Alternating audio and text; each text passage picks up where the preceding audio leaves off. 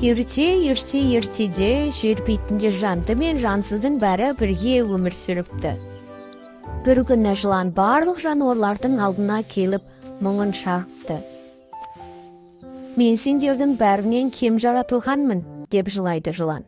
Аяғым жоқ, қолым жоқ, жер бауырлап қана жүремін. Жануарлар жыланда аяп кетеді. Сен әділ боларсың, деп олар жыланды өздеріне патша етіп сайлайды. Уақыт өте береді. Бір күні жылан патша жаман ойға беріледі. Мен дүниедегі ең тәтті тамақты жегім келеді, дейді ол. Жылан маса мен шіркейді шақырып алады. Жер жүзін аралап, ең тәтті нәрсені тауып келіңдер, деп бұйырады.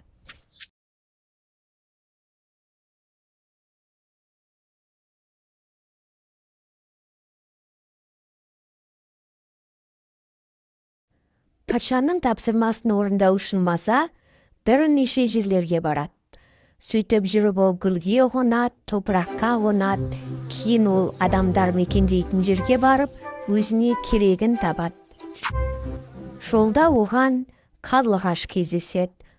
Маса досым, іздегеніңді таптың ба, деп сұрайды қарлығаш. Маса мақтанып, ең тәтті нәрсе адам қаны дейді. Қарлығаш ойланып қалып, ол адамдарды қорғаудың амалын табады. Егер рас болса, тіліңді көрсет, дейді қарлығаш. Маса соған сеніп, тілін шығарады. Сол сәтте қарлығаш масаның тілін жұлып алады. Енді маса сөйлей алмайды, тек ызыңдайтын болып қалады. Маса жыланға бәрін түсіндіре алмайды. Қарлығаш айтады, ең тәттісі топырақ екен, деп ашуланған жылан қарлығашқа тап береді. Қарлығаш ұшып, содан бері қарлығаштың құйрығы айыр болып қалды.